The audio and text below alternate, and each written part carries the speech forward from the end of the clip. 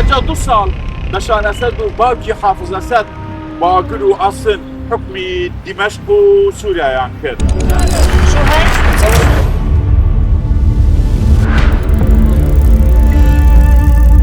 ئێرە ئاخر کۆبوونەوە کراوە سەرۆکی سووریا بەشار ئەسەد هاتووە لێرە دانیشتووە. ئێرە شوێنی وێنەکەی وا وێنەکان لێ کردیتەوە.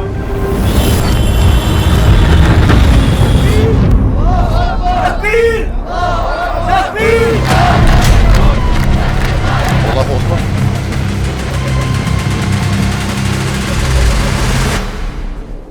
ملفي أكراد اللي لسه نصراوة ملفي كرد.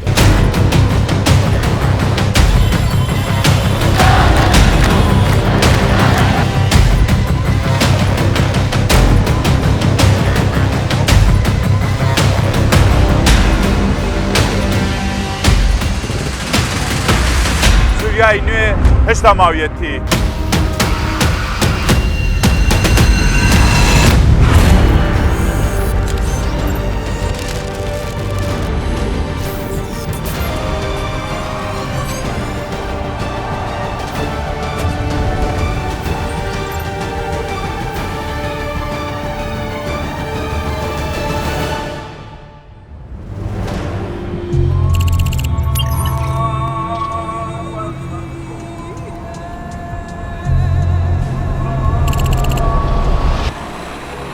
الساعات الأخيرة لبشار الأسد في سوريا يتكشف تدريجيا، فالرئيس السوري المخلوع وضع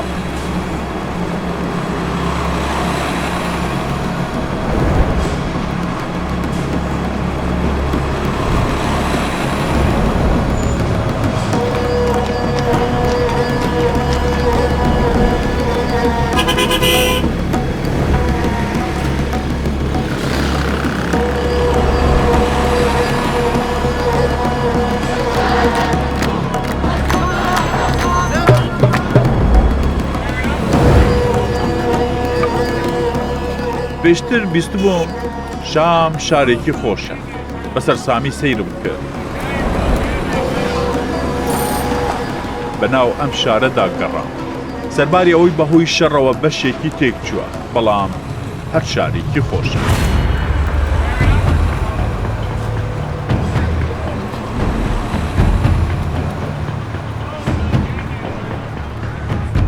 من گەرما و گەرم گەیشتم ئەوەندە نییە حکمی ئەسەد ڕووخاوە ئاسەواری شەڕ و بەرگریەکی کەم دەبینم ئۆتۆمبیلی سەربازی لەسەر شەقەمەکان کەوتون لێدراون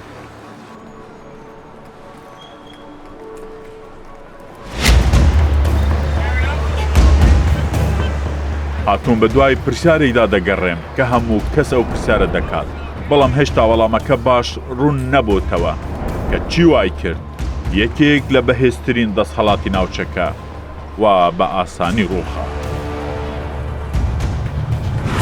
هەجا 2 ساڵ بەشار ئەسەد و باوکی حافز ئەسەد باگر و ئەسن حکمی دیمەشق و سووریایان کرد سوپایەکی بەهێزی شەرکەری دروست کرد بۆی بەرگری لە سووریا و دیمەشق بکات کە لیان قەوما نە ئەم سوپایە و نە خەڵکی سووریا بەرگریان لێ نەکرد لە خەڵکی سووریان پرسی بۆ بەرگریتان لەو دەسەڵاتە نەکرد گوتیان ئەو لە کوشکی گەل دەژی لەسەر چیا و خەڵکەکەیش بە فەقیری ژیا دەسەڵاتی ئەسەد لەسەر دیوارەکانی سووریان نووسی بوو هاتووین بۆ حتا حکم بکەین کەچی بۆ حتا سووریایان بەجێهێشت سووریای نوێ هێشتا ماویەتی بوتان باز بکەم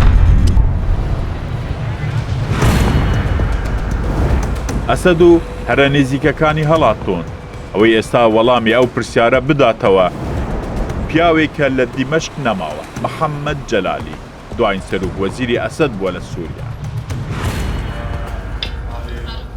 احنا وصلنا محمد جلالي رئيس وزراء پێش لە کاتی سقوطی نظام لێرە بوو هەموو هەڵاتنە و هەڵنەهات ئەمانەوێ ببینن ئەوێ شەوێ چڕێت یەکەم کەس لە شام چوومە ماڵی ئەوان نیو کاژێر ڕێگام بڕی گەیشتم هەر کە زەنگی ماڵی ئەوم لێدا فەرمویان کرد سەرگەیشتنە ماڵی سەرۆک وەزیرانی پێشتر لە شوقایەکی لە خوار مەرز 150 مەتری بێژێت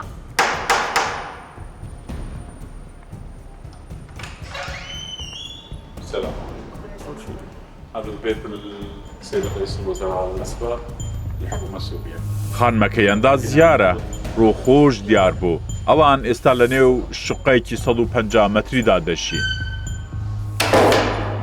بە ژوورێ کەوتم محەممەد جەلالی سەرۆک وەزیران ئەویش پیاوێکی سادە و میێوان دۆست بوو. گوتی نازانم سووریا چی بەسەر دێت بۆیە بە باش نازانم بە ڤیدیۆم چاوپێکەوت نەتومار بکرێت بەڵام هەموو پرسیارێکی تو وەڵام دەدەمەوە. هەر کە لێم پرسی گوتم ئەوە چی بۆ ڕۆیدا؟ گوتی سوپای سووریا ڕووخا و شەرکەرانی دەستێ تەحریر شام کاژێر 2 نیوڕۆ هاتنە نێو شام. محەممەد جەلالی لەم هەفەیڤینەدا باسی 24 کاژێری پێش ڕۆخانیا سەر دەکات. الوزير الداخلي اتصل مع حضرتك بعد اللحظة؟ لە کاژێر هەشتی بەیانی 7 دیسێمبەری 2024 تا وەکو کاژێر هەشتی ڕۆژی دواتر کە دەکاتە هەشتی 12 2024.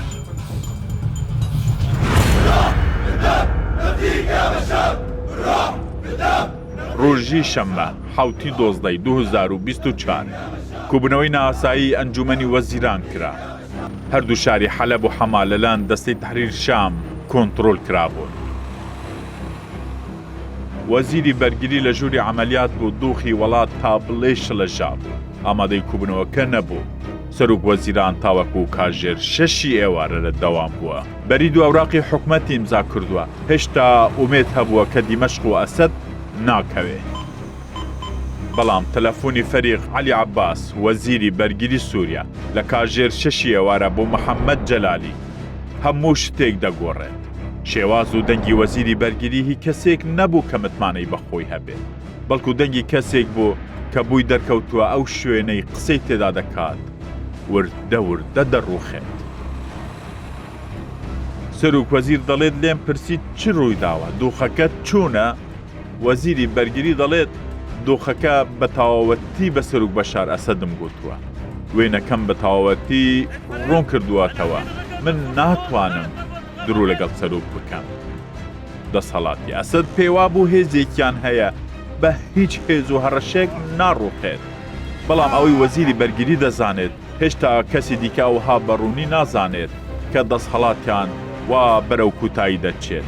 لەو پەیوەندیە تەلەفۆنیەدا بە محەممەد جەلالی دەڵێت سرم سوورماوە لە پاشەکشەی سوپا و شەڕ نەکردنیان. تەلەفۆنەکە کوتایی دێت. سەرۆک وەزیران دەگەڕێتەوە ماڵی خۆی. لەمە دوا بڕیارە تەنیا سەربازەکان بە دەنگی تەقاندنی گولە قسە لەسەر داهاتووی سووریا بکەن. کاژێر 7:15 خولەکی ئێوارەیە. محەممەد ڕەحمۆن وەزیری ناوخۆ دەچێتە نێو شار لەسەر تەلەڤیزیۆنی سووری سەر بە دەسەڵاتی ئەسەد دەردەکەوێت. دۆخەکە ئارامە هیچ پێویست ناکات خەڵک بکەوێتە دڵڕاوکەوە. هەموو شتێک باشە و خۆڕاگرین و هێندەی چیای قاسیون لە نێو دیمەشق بەهێز سوپا بە هەموو شێوەیەک بەرگری دەکات. کاژێر 45 دقەی شەوە تەلەفۆنێکی دیکە بوو سەرۆک وەزیران دێت. ئەم جارە وەزیری ناوخۆیە. قسەکانی نێو ئەو پەیوەندیە مەترسیدارتر بوون لە قسەکانی وەزیری بەرگری. دەڵێت دۆخەکە زۆر لەوە خراپترە کە ئێمە بیری لێ دەکەینەوە. سوپاوا دەڕوخێت توانای بەرگریکردنی نییە. سەرۆک وەزیر پێ دەڵێت ئێستا لەسەر شاشەی تەلەڤیزیۆن گوتت دۆخەکە باشە و لەژێر کۆنتڕۆلدایە. وەزیری ناوخۆ دەڵێت ئەوە بۆ خەڵک بوو. کاژێر 11 شەوە سەرۆک وەزیران بۆ جاری کوتایی لەگەڵ بەشار ئەسەد قسە دەکات. ئەو پەیوەندیە تەلەفۆنیان نزیک بوو لەو ڕاستیەی کە دەسەڵات لەبەر چاویان کوتایی دێت. سەرۆکی سووریا هێشتا دام بەو ڕاستیە دانانێت. محەممەد جەلالی بەدە لە ڕاوکیەوە لەگەڵ ئەسەد قسە دەکات. جەنابی سەرۆک خەڵک بە شێوەیەکی چاڕوان نەکراو لە حومز هەڵدێن. ترس و شلە ژانە سوپا هەر لە پاشەکشەدایە. بەشار ئەسەد هەندێک لەسەر تەلەفۆن بێدەنگ بوو. بەشار ئەسەد بە سەرۆک وەزیرانی گوت ئەو خەڵکە دەیەوێ بەرەو پێ بچن هیچ جێگایەک هەیە بووی بڕۆن؟ سەرۆک وەزیران پێ دەڵێت کێشەکە ئەوەیە تووشی ترس و دڵڕاوکێ و شلەژان بوونە ئەمە گەورەترە لەوەی بوو کوێ دەچن. سەرۆک وەزیران دەڵێت زۆر شتی دیکە هەبوو لەم پەیوەندیەدا نەمتوانی پێ بڵێم چونکە سەرۆک کەسێک بوو کە تووڕە دەبوو حرمەتی کەسی نەدەگرت. ئەوەی خراپ بە دەهاتە سەرزاری بۆیە ترسم لە تووڕەی سەرۆک زیاتر بوو لە ترسم لە دەستەی تەحریر شام. بەشار ئەسەد بە تەعەجوبەوە پرسیار لە سەرۆک وەزیران دەکات دەڵێت بۆچی خەڵ دەترسێت؟ ئەمە دوایین ڕستەیە. سەرۆک وەزیران لە ئەسەد دەویستێت و پێ دەڵێت باشە سبەینێ بابزانن چی دەبێت بکرەن شوف.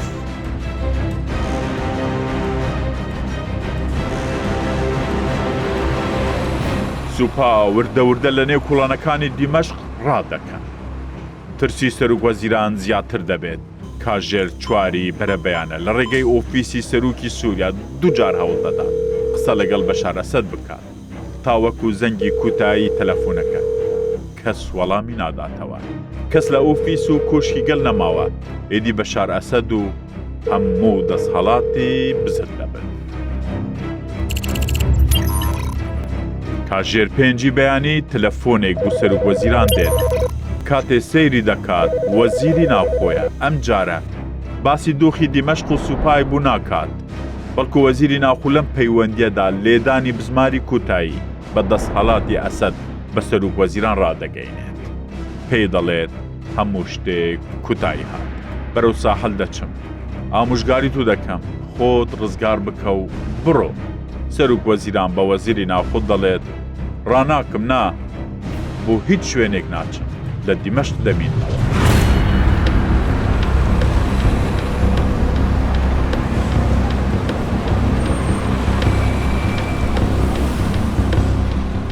لەسەر شەقامەکانی دیمەشق تانک و ئۆتۆمبیلی زری پۆشکرا و سەربازی دەبینی.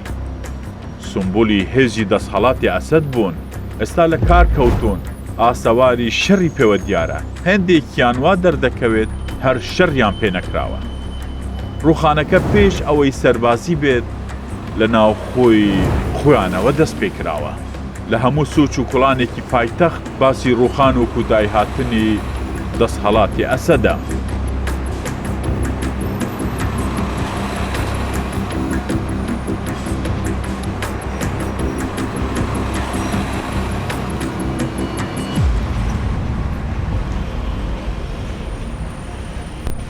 رحمة الله تعالى يعني ورقه كبو خوا عفوي بكاتن يكي كمردوها بلام فريد راو ناو سيارنكي سپاي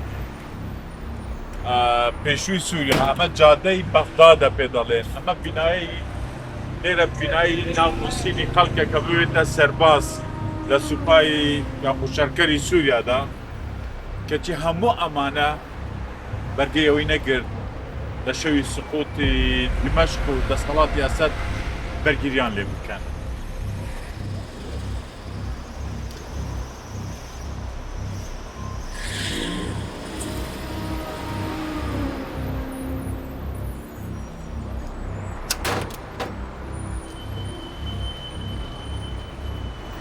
ئەمە هەم جامەکەیشکە هەم سوپای سووریا شکا لێرە.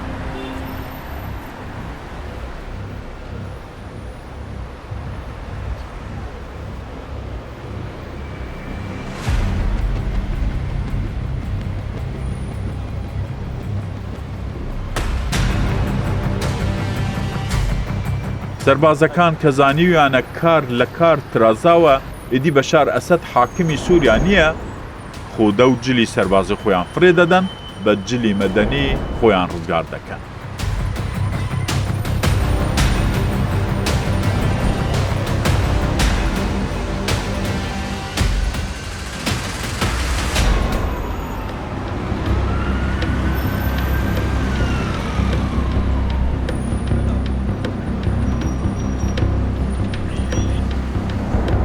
بەشار ئەسەد لە ڕۆژی 7/12/2024 دوایین کۆبوونەوەی لەگەڵ وەزیری بەرگری و فەرماندە باڵەکانی سوپا کردووە کە چۆن بەرگری لە دیمەشق و دەستهەڵاتەکەی بکەن. بە دوای ئەوەدا گەڕاین کە کۆبوونەوەکە لەکوێ بووە و چی تێدا گوتراوە. زانیاریە پشتڕاستکراوەکان پێمان دەڵێن کوبوونەوەکە لە دەستەی ئەرکان بوو. بەشار ئەسەد لەگەڵ سەرکردە گەورەکانی سوپا لە هوڵێکی بچووکدا کۆبووتەوە. لەو کۆبوونەوەیەدا کە پڕی دلە ڕاوکی و ترس بووە باسییان لە چۆنیەتی پارێزگاریکردن لە دیمەشق کردووە. بەڵام وەزیری بەرگیری زانیوێتی کە لە ناوچۆنی دەسەڵات زۆر نزیک بووتەوە. بگرە کوتای هاتووە پێش ئەوەی کوتای پێبهێنن. تەنیا چەند کاژێرێکی کەم ماوە چونکە سوپا ڕووخاوە و بەرگری لە دەسەڵاتی ئەسەد ناکات. ئەمە پێتان بڵێم ئەم ژوورەی کە دەرگاشکاوەکەیە تا ئێستا قوفلەکەی زۆر مەزبوطە نەکراوەتەوە قوفلەکە. ئێرە ئاخر کوبوونەوە کراوە. سەرۆکی سووریا بەشار ئەسەد هاتووە لێرە دانیشتووە. ئێرە شوێنی وێنەکەی بووە، وێنەکان لێ کردیتەوە. وەزیری بەرگیری و زوباتەکان لیواکانی ترەوانەی مەرتەبەیان بەرزە قسەیان کردووە کە چۆن بەرگری لە سووریا دەکەن، چەک چییە، هێز چییە، هێز لە کێ کۆبێتەوە، هاوکاریەکان چین، هاوکاری سووریا چیە، رووسیا چیە، ئیران چیە، هەر هەموو لێرە قسە کراوە. ئاخر کورسی کە ڕەنگە سەرۆکی سووریا لەسەر دانیش بێتن، ئەم کورسیەیە کە کوبوونەوەی کردووە بە هێزە ئەمنیەکان و وەزیری بەرگری سووریا. و ئاخر مایکیش کە قسەی پێکردوێتن هەر ئەم مایکە بووە. سەرۆکی سووریا قسەی لەسەر کردیە. على غرفة الوزير سأعتقد في هذا الطرف. أنا جوري وزيري بەرگری سووریا بووە. بە منیان گوت ئەوانەی کە ئاگادار بوون لە دۆخی سووریا وەزیر لەسەر ئەم کورسیە دانیشت، لێرە تەلەفۆنی کردووە بوو لیواکان کە دەبێ بەرگری لە سوور لە دیمەشق بکەن دوای ئەوەی کە کوبوونەوەی لەگەڵ بەشار ئەسەدی کردیە. بەڵام وەزیر نەما، دیمەشق و شامیش لە دەستی وەزیری بەرگری و حکومەتی ئەسەد نەما، کورسی و مێزەکەی ماوە، گەلی سووریاش ماوە.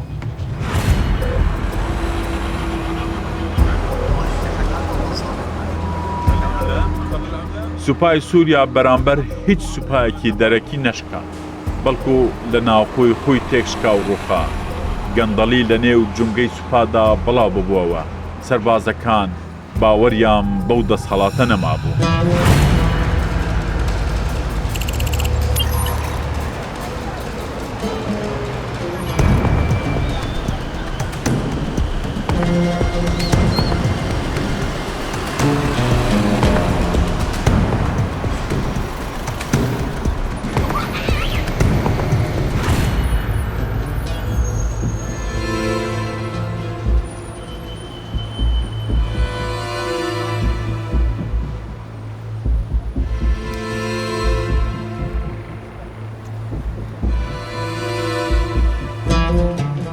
عەقید ئەسەد 34 ساڵە لە نێو سوپای سووریادا بەرگری لە ئەسەدی باوک و کوڕی کردووە. لە نێو کۆڵانەکانی ناوچەی بەرزەم بینی زۆر مەبەستم بوو لە دەمی خۆیانەوە بزانم بۆ سوپا بەرگری لە دەسەڵاتی ئەسەد نەکرد. أنت عقيد في الجيش السوري. تۆ عەقید بووی لە سوپای سووریا و ماوی حتا ئاخر ڕۆژ. بەڵێ. لە 8 دیسەمبەر بۆچی ڕژێم ڕۆخا؟ بۆچی سوپا توانایی نەبوو بەرگری لە وڵاتەکەی بکات؟ 99 لە سەتی سوپا لە برسا دەمردن. تەنیا چەند کەسێکی کەم هەبوون کە تێر بوون. برسێتی بە شێوەیەکی ترسناک هەبوو. موچەکەت 2 یان 3 ڕۆژ بەشی دەکردی. تۆ بوویتایە چیت دەکرد؟ ئەفسەرەکەی سوپای سووریا لە ناوچەیەکی هەرە هەژاری پایتەخت لەگەڵ منداڵەکانی دەژێت. نایشارێتەوە کە ژیان لە سووریا تەنگی پێ هەڵچنیون، ژیانیان زۆر سەخت بوو. ئەوە خانووی تووە چەند ژووری هەیە؟ 3 ژوور. ئەوە ژووری میوانە؟ بەڵێ. ئەم مەکینەی دوورمانە بۆ کارکردنە. هی کێیە؟ هی تووە؟ هی منە. تۆ عەقیدی و کار دەکەی؟ من لەسەر مەکینە کار دەکەم چونکە منداڵم هەیە و پێڕاناگەم. تاوەکو پارەی زیاتر پەیدا بکەی. بەڵێ. و مناڵی خۆت بەخێو بکەی؟ بەڵێ. وين ملابس العسكري؟ کوا جلە سەربازیەکانت ئەوە تا لێرێ وين کوا پلەکەت لە کەمان سووتاند سوتاندە پلەکەت چی لێ بکەم زەلیل ببوو کەی تێگەیشتن کە کارەکان گەیشتوتە کوتایی من لە 2-3 مانگەوە هەستم بە دۆخەکەی کرد گرانی نرخەکان و موچە بەشی 2 یان 3 ڕۆژی دەکرد چیت دەویست بیکەیت چیت دەویست بیکەیت چیت دەویست بیکەیت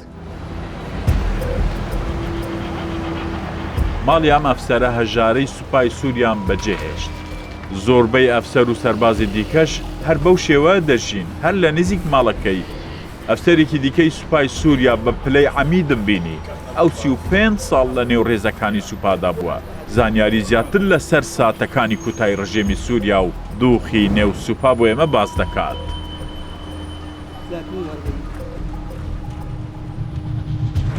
التقينا مع السيد العقيد أسد وليس بشار الأسد بقيتم آخر الأيام ئێوە تا وەکو دوار ڕۆژەکانمانەوە چ بەسەر سوپای سووریا هات بۆچی بەرگری لە دەوڵەتەکەی نەکرد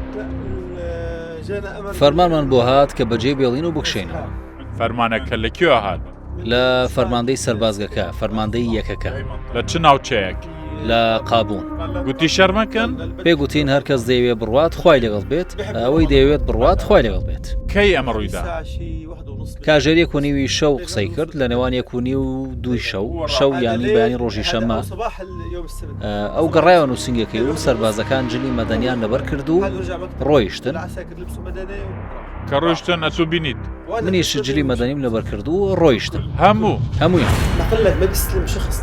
وەکو گوتم کەس پۆستی وەرنەدەگرت ئەگەر پارەی نەدا بواە چەند پارەیان دەبێت 300 میلیۆن لیرە بدەی بۆ وەرگرتنی پۆست تکای ئەمە تۆمار نەکەن کە پۆستەکەی وەرگرت ئیدی دەست بە دزی دەکات تاوەکو ئەو 300 میلیۆنەی بۆ وەرگرتنی پۆستەکەی داویەتی بەدەستی بێنێتەوە ئەوەی دیکەش پاشەکە و دەکات بۆ منداڵەکە گوتت بۆ پۆستی لێوا 300 میلیۆن پلەی زیاتر چەند بوو ئەگەر فەرماندەی فرقە بێت 500 میلیۆنی دەویست پارە بەکێ دەدەن 300 میلیۆن دەیدەنە کەسانی سەر بە ئەمن و لەوان گەورەتر کە واستەی ڕژێ من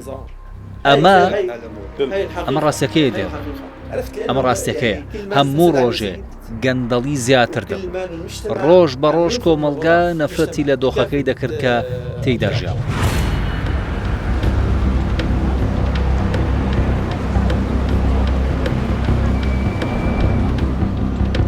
ناوچەی عەشل وەروەر لە نێو دیمەشق زۆربەی هەرە زۆری دانیشتوانەکەی عەلەوین سەر بە تایفەی بەشار ئەسەد ئەمانە لە لازقیەوە کە پێگەی سەرەکی عەلەویەکانە هێنراون بوو پایتەخت بۆەوەی لە ڕۆژی ڕەش بەرگری لە دەستهەڵات و بنەماڵەی ئەسەد بکەن لەگەڵ نەمانی ئەسەد ڕەنگە لە ترسی داهات و وەلای خۆیان گۆڕی هەر کە لێیان دەپرسم ئێوە پیاوی ئەسەد نەبوون یەکسەر حاشا لە ئەسەد دەکەن نهێنیەکانی کاری بنەماڵەی ئەسەد ئاشکرا دەکەن من خانەنشینم 250,000 لیرە وەردەگرم کە دەکاتە 15 دلار برا ئەمە تایفە عەلەویەکەیە کە دەیبینی زۆرینیان تایفەی عەلەوین و هەمویان لە هەژاری و لە کەمپەکاندا دەژین کە کەس ئەو ژیانی پێ قبوڵ نییە بازرگان دەبێنەوە بدات تاوەکو بتوانێت دەیەم بخوات بازرگان بەچێ دەدەن بە بنەماڵەی ئەسەد بە بنەماڵەی مەخلوف بۆ بنەماڵەی حەسەن بۆ بنەماڵەی قسەکانی ڕاستن بەڵێ 100% وایە بە هەموو هێستانەوە بەرگریتان لە ڕژێم کرد ئەم بابەتە سەپێنراوە ببوورە مامۆستا ڕاوەستە ئەگەر تۆ لە نێوانمادا بژیایتایە لەم دەوروبەرەی ئەم گروپانەی تێدایە بە پێچەوانەی ویستی خۆت دەبوایە بەرگری لێ بکەیت چونکە ئەگەر بەرگری لێ نەکەیت منداڵەکان و ژنەکەت و ماڵەکەت و براکانت هەمویان لەژێر هەڕەشەدا دەبوون یان سەری تۆیان دەبڕی یان دەبوایە لە ژێر پۆستاڵەکانیاندا بووایە چی هەڵدەبژێریت نیوەی نەبوو نەخێر نیوەی نەبوو دەبوایە بە ناچاری بە سوکاتیەوە بژین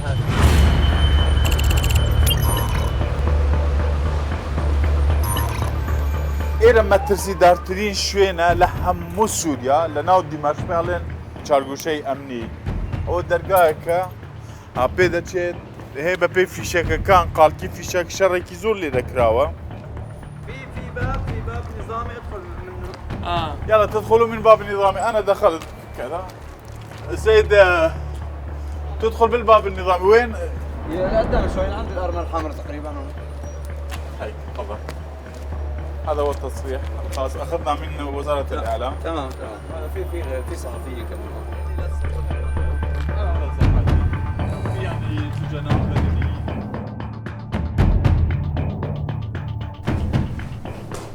هەرکە چوونە نێو دەستگای هەواڵگیری ئەم سەربازە یەکسەر دەماباتە بەشی گرتوخانەکانی ژێر زەوی.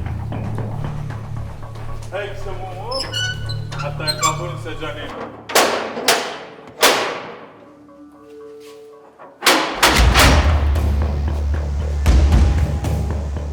بە هەزاران کەس لێرە زیندانی کرابوون. ئێرە شارێکە لە ژێر شاری دیمەشق.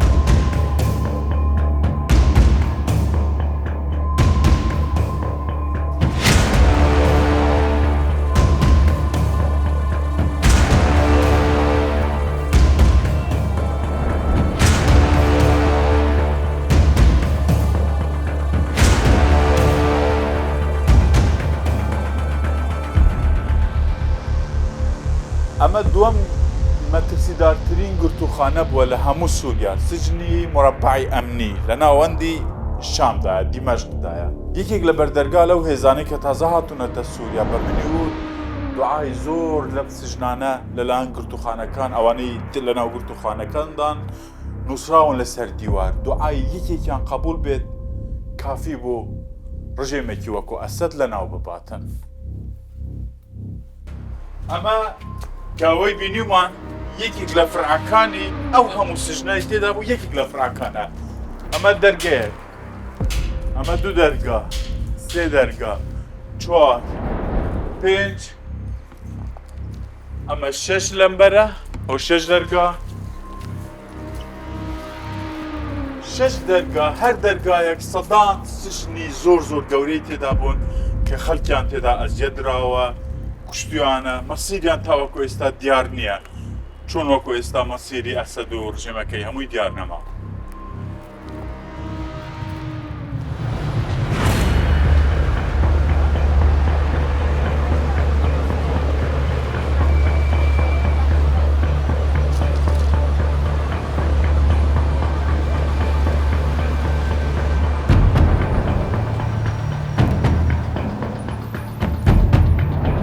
مەترسیدارترین شوێنی دەستهەڵاتی ئەسەدە.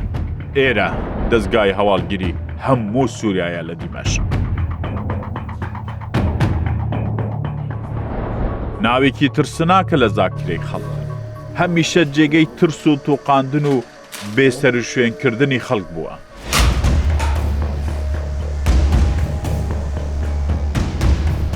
ئەوانەی لە نێو ئەم دەستگایە کاریان کردووە لە هەموو فیلتەرێکی ئەمانەتی دەسەڵاتی ئەسەد تێپەڕیون.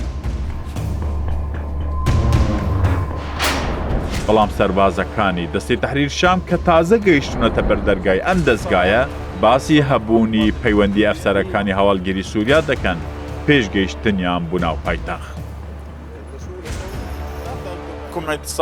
ئەفسەرەکانی هەواڵگیری پەیوەندیان هەبوو لەگەڵ ئێوە؟ بەڵێ پەیوەندیان هەبوو. هاو ئاهەنگیمان لەگەڵیان هەبوو. دوجار لە نێوان خۆیاندا متمانە نەمابوو لەگەڵ یەکتر. هەبوو بە نهێنی هەڵاتن و خۆیان شاردەوە و هەش بۆ ئاگای لە هیچ نەبوو. تاوەکو ئێمەیان لە سەرسەری خۆیان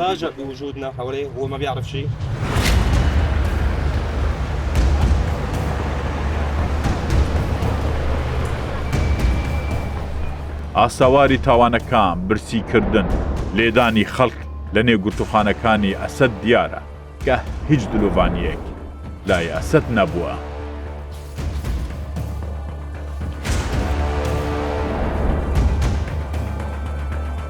ئەمە لە ئەمنی عامی هەموو سووریایە لە شام.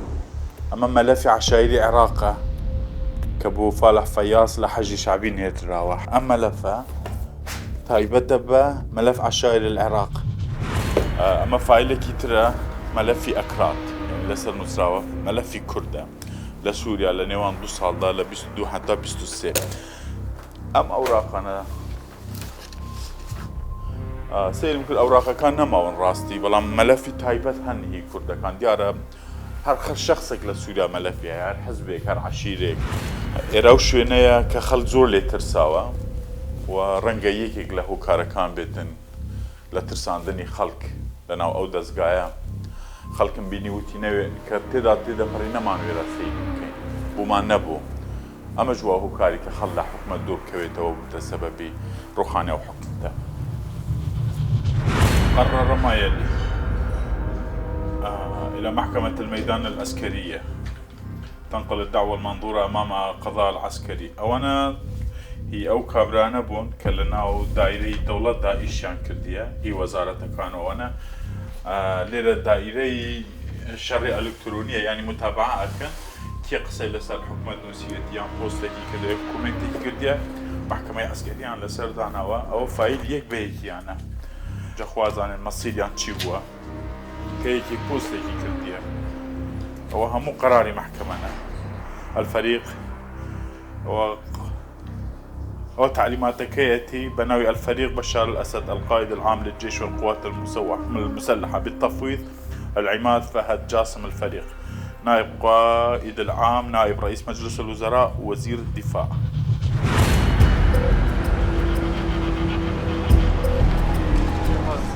ئەم شەڕکەرەی دەستەی تەحریری شام مەبەستی بوو ئەو بەڵگانەی نهێنیەکانی ئەسەد بوو چەندین ساڵە تێدا هەلگیراون بوونەتە خەڵۆس پیاوانی سەر بە ئەسەد ئەمەیان کردووە پێشانی ئێمە بدات. زۆربەی بارەگەکانی دیمەشق وەک کۆگا گرنگەکان و یەکە گرنگەکان هەمویان پێش کشانەوەیان سووتاندیان وە کاغەزە بچووکەکان. هیچی نەماوە نەسووتا بێت؟ نا هیچی نەماوە. ئەمانە هەمووی کۆمپیوتەرە. هەموو کۆمپیوتەرن. بەڵێ بەڵێ هەموو بەڵگەنامە نهێنیەکان هەموو شتێکی نهێنیان سووتاند. ڕژێم سووتاندێتی؟ بەڵێ پێشەوەی ڕابکەن هەموو شتێکیان سووتاند هەم کۆمپیوتەر و نووسراوە نهێنیەکانیش.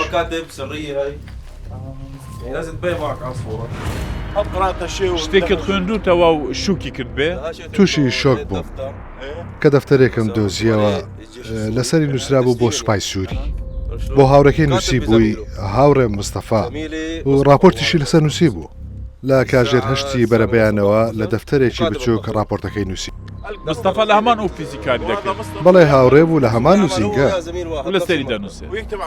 بەڵێ لەسەری دەنووسێت ئەمە کارەکەیەتی.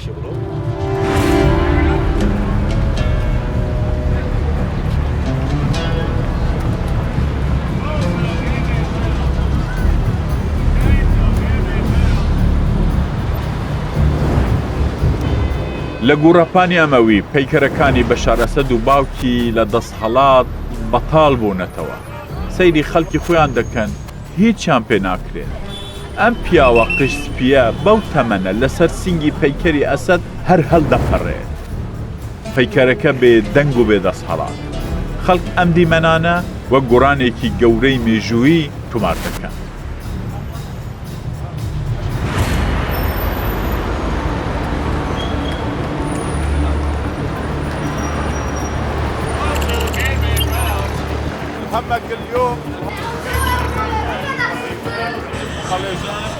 خەڵکی سووریا لە دوای ڕووخانی ڕژێمەکەیان هەست بە ئازادی دەکەن کە تەمەنێکە باگر و ئاسن لەیان زەوت کراوە.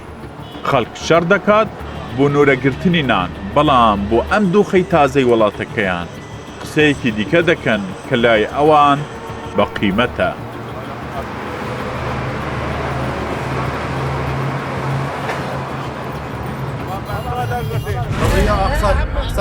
ئازادی لە هەموو شتێک گرنگتر و بەنرختر. ئاگادان لێ دەڵێ ئازادی قیمەتی زیاترە لە نان. گوتت ئازادی بە قیمەترە لە نان. بەڵێ تەنانەت بەنرخترە لە نان و ئاوی. خنکا بووین خەڵک هەمووی خنکا بوو نوگە خنکاندن نەماوە ئێستا نییە.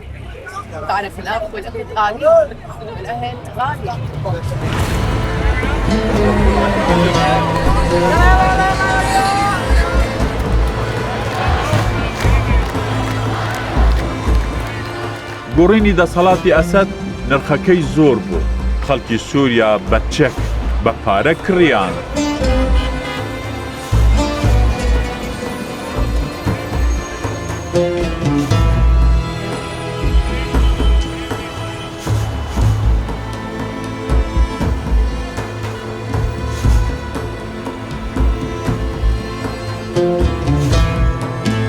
تاوەکو ڕژێمی ئەسەد بگۆڕن بەبێ ئەوەی بزانن پێناسەی ئەوانەی جێگەی ئەسەد دەگرن کێیە و چییە؟ ئاوابوون و کاژێرەکانی کوتای ئەسەد تەنیا کوتایی پێهێنانی کەسێکیان دەسەڵاتێک نەبوو بگرە لەگەڵ ئاوابوونی ئەم دەسەڵاتە ترسەکەشی مرد دیمەشق لە ژێر هەیمەنەی ئەم دەسەڵاتە ژیا و شاهدی ڕووخانی بوو سووریای نوێ ئێدی سووریایی پێشتر نییە بەڵام هێشتا دیار نییە کێ بە دوای گەڕانی ناسنامەیەکی دیکەیە بۆ ئەم وڵاتە و کێ بەشی دوایی ئەم چیرۆکەی سووریا دەنووسێت